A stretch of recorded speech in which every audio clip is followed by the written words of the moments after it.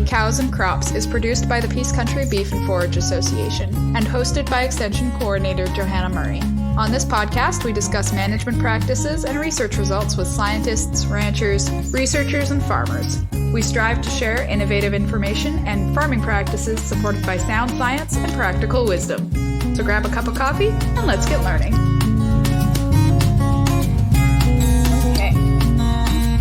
Hi everyone, thanks for tuning in to today's episode of Coffee, Cows and Crops. Today I'm talking to Jessica Watson and Chelsea Peirce about the West Central Forage Association's Soil Moisture in Forage Stands project. But before we get into all of that fun stuff, let's do some introductions.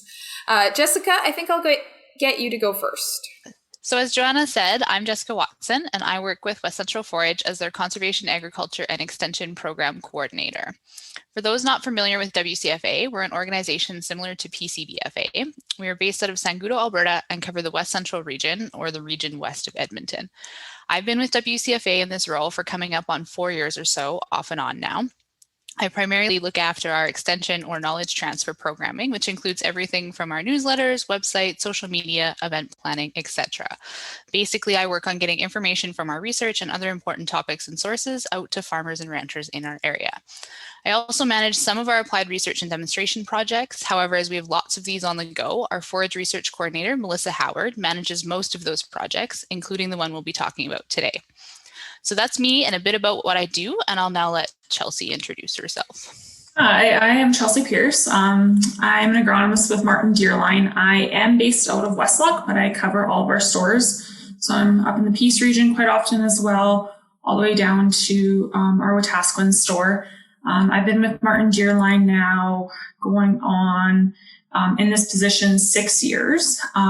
So with that, I work with a lot of growers around the area with what we'll be talking about today with the weather stations and crop intelligence, as well as I also work with a bunch of growers on their farming operations, helping them succeed more on the agronomy side of things as well. So that's just a little bit about me, and I'm really looking forward to working with the West Central Forage Association on this project this year. Awesome. So, Jessica, can you give a bit of a background on this project, sort of what you're looking at and how it got started? Yeah, so it's actually, I believe, was brought to us originally by one of our board members that sits on our board. She's an agronomist in the area, and she's got a pretty keen interest in soil and all things related with that, and then just in general in helping producers kind of navigate data management and that kind of stuff on farms. So she had a couple of probes installed at some of her growers and possibly even at her own place, I believe. This was kind of before I came back. So, and so she kind of brought it to us and was wanting to see if we could use it in forage systems specifically, and if that would provide some value. I think it's been used, the technology has been used quite extensively on the annual crop side.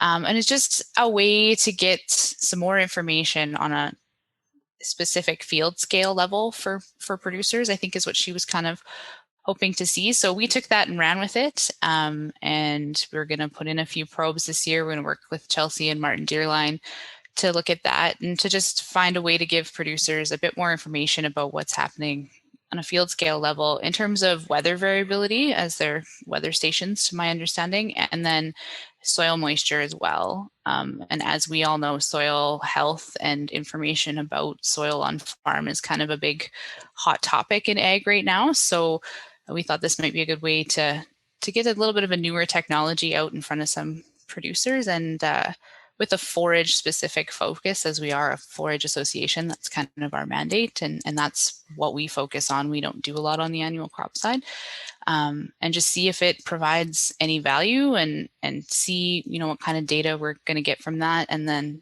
compare that to, if you get a soil sample, it provides you a snapshot of what's happening at that moment in time. But does this allow us to get more information as, climate varies and weather varies, and a lot of our West Central region. So we cover basically everything west of Edmonton over to the Jasper Park border, essentially. And we go south down into Leduc County and some of those other areas. And a lot of our areas have had significant amounts of moisture the last few years. And so this is probably going to give us a good opportunity to see, how much of it is still retained in the soil? Are we prepared to deal with some drought conditions and those kinds of things? So yeah, it was kind of brought to us by she's a really active board member that we have, and kind of took it and rolled from there. And it is just kind of getting started. So we don't have a whole lot of other details on it so far, but. All right. It does sound like a super interesting project. We know perennial root systems can seriously affect the soil moisture and nutrition and that sort of stuff. So it'd be interesting to get some really specific field scale data on that. Now, West Central Forage Association covers quite a bit of ground.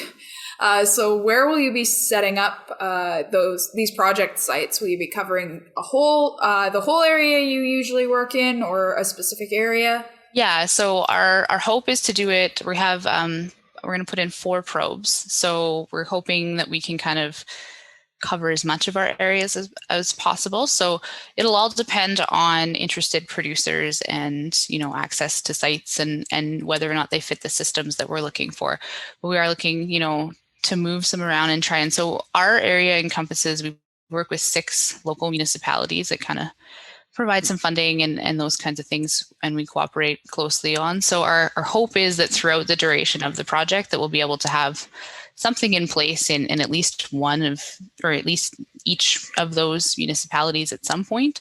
But for sure 4 of them. And, just based on logistics, they may end up being a bit closer to our home base office, but we are trying to reach as far across our area as we can. And this is one of those projects that's a little easier for us to do that.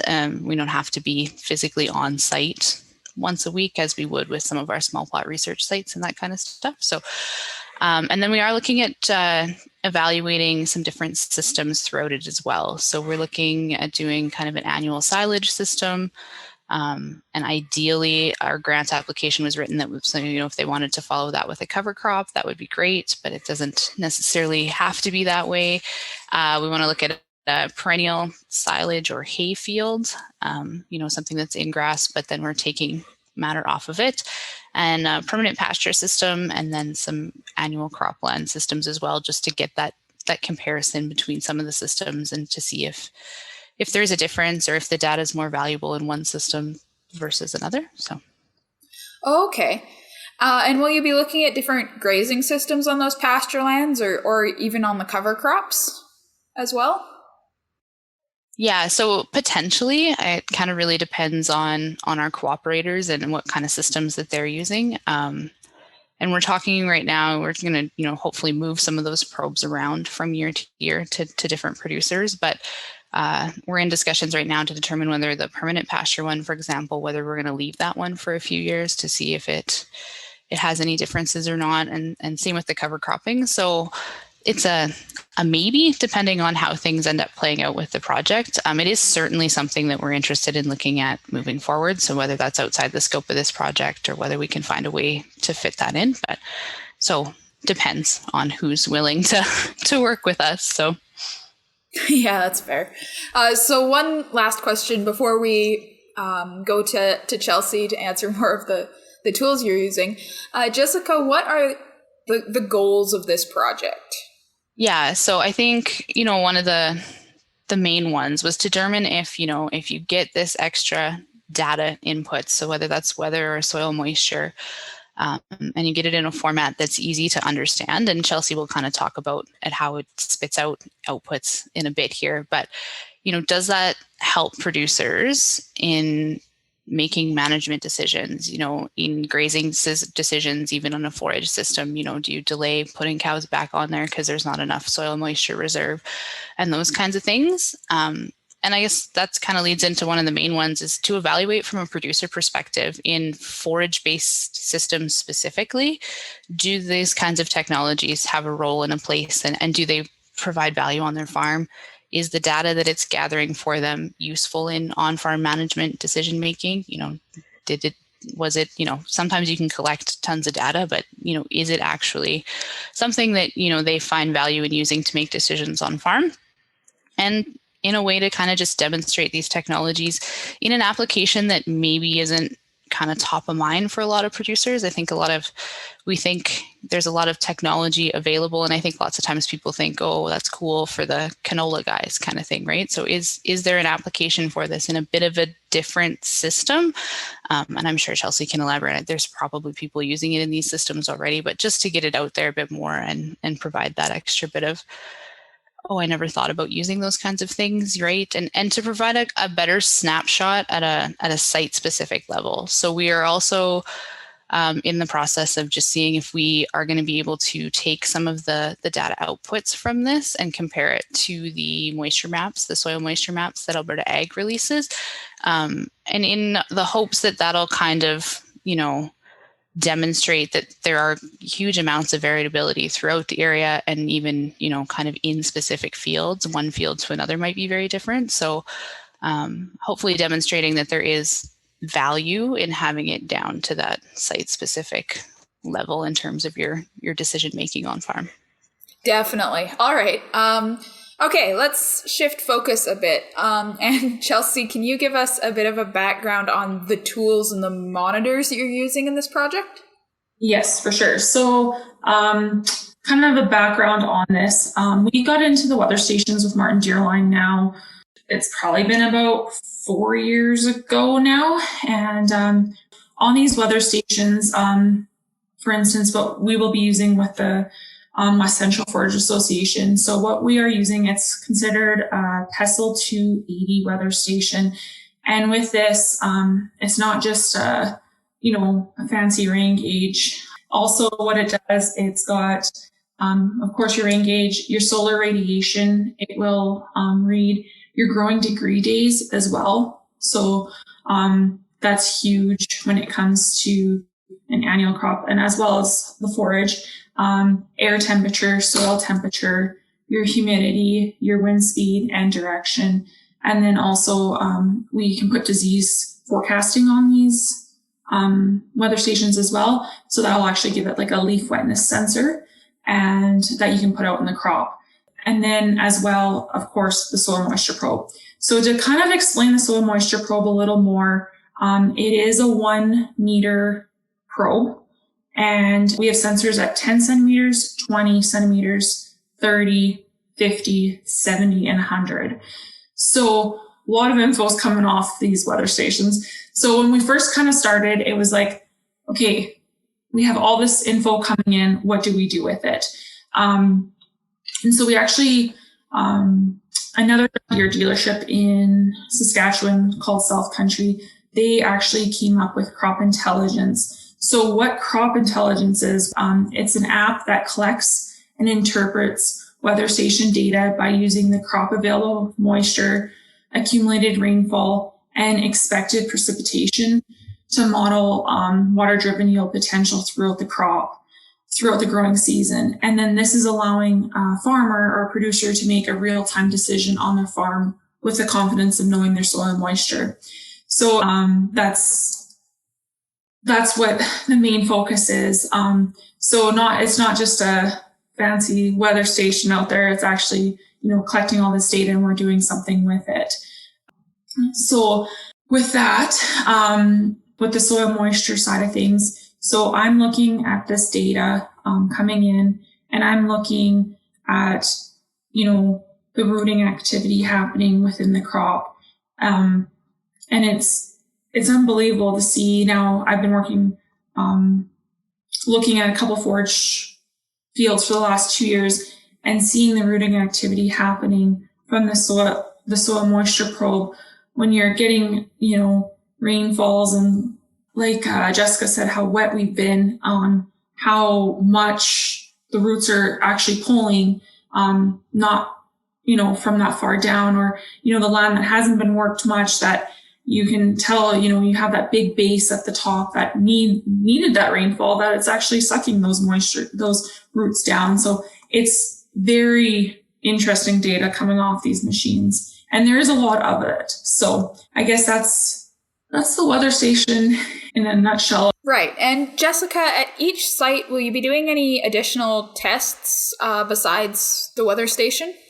Yeah, so we had decided that we were probably going to pull some soil samples in the spring when the probes go in, just to get a snapshot and look at some other parameters as well before we put the probes in. So we'll be looking at soil texture and your regular nutrients, your NP and K, and kind of all those things that you would look for in a basic soil test. And then we're going to monitor fertility, because one of the things that might come out of using the weather station and the soil probes and some of those disease forecasting things that Chelsea talked about is timing of fertilizer applications, if that's something that you're going to do, or chemical applications and those kinds of things. So we will be tracking kind of fertility and that kind of stuff throughout as well at each site. And then crop quality and yield as well, just to see if we're hitting kind of those yield potentials that are outlined with the data, and just for our own benefit to see, did that make a difference? So we'll do a baseline to start with and those kinds of things. We're going to track costs. Obviously, there will be an economic analysis done, as there is with most any project of this type that we work on. It's always important to make sure that you can justify the extra costs of such technologies and make sure it does pay on farms. So we do have someone that's going to run some of those numbers for us. And on the pasture ones, we'll be asking for information on grazing management. Is it a continuous grazing system? Is it, are you rotating? How much of a rest period did it get? And then just, kind of analysis and comments from the producers that will have access to the data through the apps and that kind of thing too. Did you think it made a difference? Did you change your grazing management decisions or your spray timing or those kinds of things based off of the data that you had? So. Cool. Okay. And Chelsea, here's a question about the installation. How does that work? I know PCBFA's done some soil moisture monitoring for projects in the past, but we've never used anything probe-like, and we have some pretty rocky soil up here in the Peace. So how do you get your soil probes into the ground? Yeah, so when it comes to installing the probes itself, we don't put them on, we don't put them in the ditches, obviously. We actually put them right out in the field.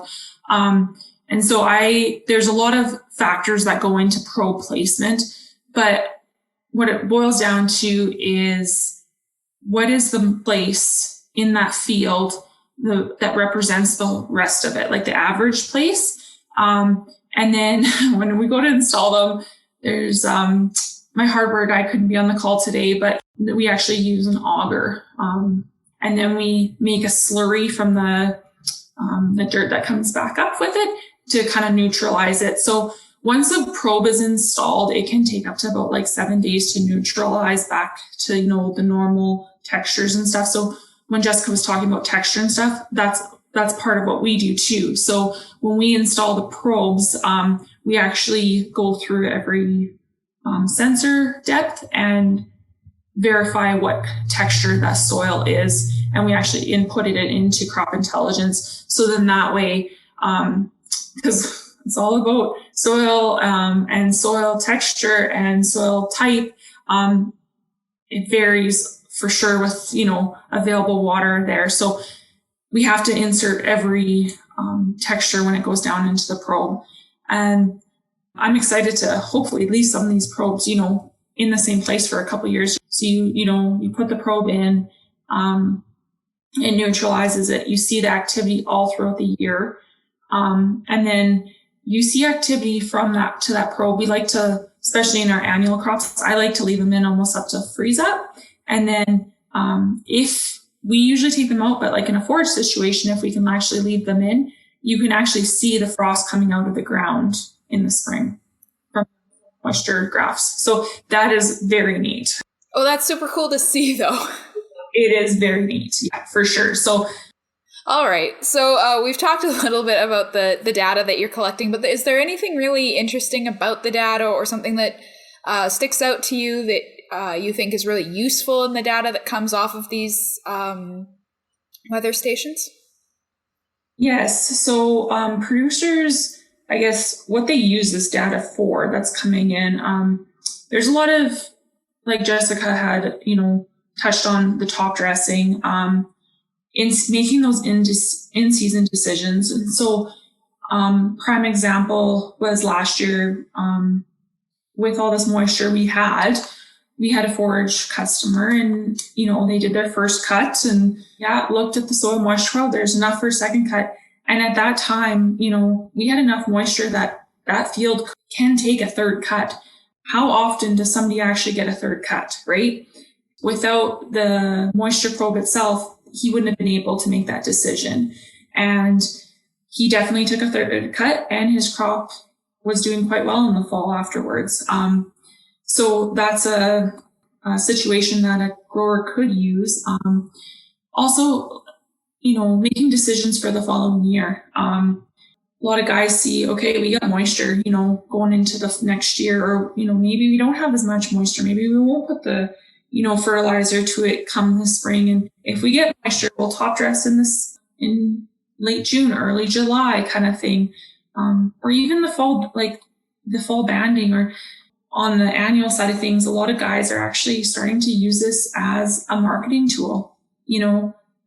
Is there a crop that's actually going to come off this field, and what's my yield potential? And is my yield potential there? And, there was a good price on wheat and they actually locked it in, or barley, and because they knew the yield was coming off the field. So, that's kind of some other ways to look at this data coming in that guys are actually utilizing as well. And, when it comes to all these other sensors as well, when did I get frost? Air temperature right there. So in August, we had some pretty cold nights this past year, and even into September, right? And to pull the frost data, it was very interesting to see in August how many people actually froze, and they were below zero for, longer than an hour at a time.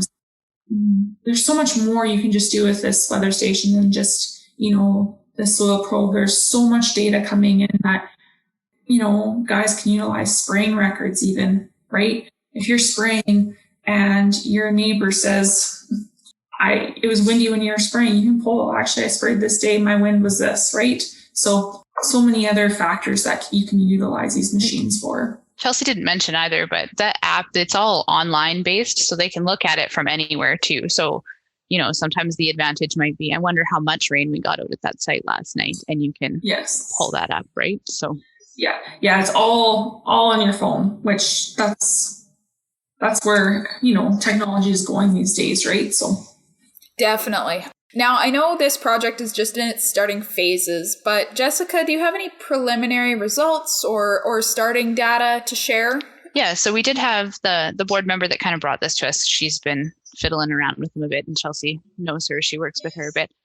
So we have had a quick look at some of the stuff from some of the probes that she's had, and Chelsea's got lots of information too. And so we've seen just a few of the data outputs that come out, and they're quite interesting to look at. So I'm kind of excited to see as the project progresses and we get to have a bit more of a detailed look at some of our own probes in depth and dealing with, how to use that data. And I just see advantages even for us wanting to know, in this area, how much rain did we get, even just in things like that. So if I just can get a couple close to our research sites, that would be awesome, just little things like that. But so it's looked pretty neat. I haven't had an in-depth look at any of it yet. I should mention that our forage research coordinator is the one that's actually in charge of this project. So she's been dealing with Chelsea a lot more. So they've had a little bit more of a look at it. But the few little outputs that I've seen look pretty interesting.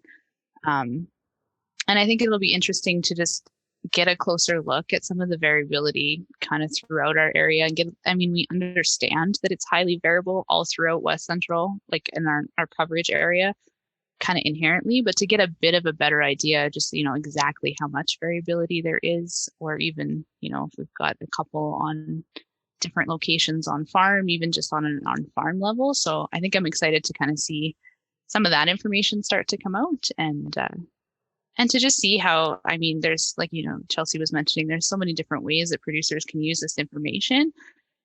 So for us too, I think I'm excited to see how, the producers that we cooperate with choose to use this data, and they'll probably come up with ways to use this data that we weren't even thinking about in the beginning of we find that quite often with our projects. We thought we were going to be gathering this information to learn X, and they're like, oh, it's actually useful for Y and Z as well. So. Oh, for sure. Now, once you do get some data results and some project results coming in, where can people check that out? Where can we find that information? So I'm actually just in the process, and hopefully by the time the podcast airs, it'll be up on our West Central website. So all of our project information goes on there. And so as we start to get a bit more information that we can share, we try to keep that updated and keep it on there. I mean, we've got social media channels, so, we're hoping to get out with Chelsea on an install if that's possible. And so we'll try and give you some behind the scenes action on that kind of stuff. And then, kind of the typical channels, we put out a newsletter, and we do an annual report on all of our project activities at the end of every year. So those are usually up on our website, or, if people are interested, they can just contact me and I'll give you my contact information. Well, Johanna has it, but you can link it at the bottom of the podcast if you want. And so that'll be kind of the main points. I mean, we'll hopefully be doing some extension around this project as well. As we get more information and get a little bit more familiar with the things, but I'd say the main place to look for it would be up on our website. And I'm sure Chelsea's got some areas where if you want to find out more about the probe specifically.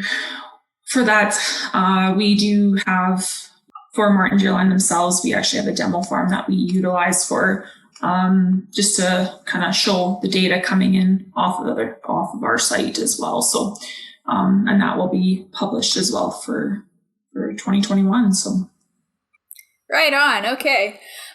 So as always, I'll put those links into the description. So if anybody's interested in going and visiting the West Central Forage Association's website, definitely do that. Ladies, thank you very much for coming on, and hopefully we'll talk to you again when you've got some results to share. So until then, thank you very much for coming on, and to our listeners, we will talk to you next time. Peace Country Beef and Forage Association is a research and extension group based out of Fairview, Alberta. Our mission is to help producers thrive in an agricultural system that is profitable, regenerative, and attractive to future generations. To learn more about what we do and see the results of our research trials or our archive of newsletters and fact sheets, check out our website at peacecountrybeef.ca. Want to get in touch? Have a burning question or a topic suggestion? Send us a message on Twitter, Instagram, or Facebook. Thanks for listening.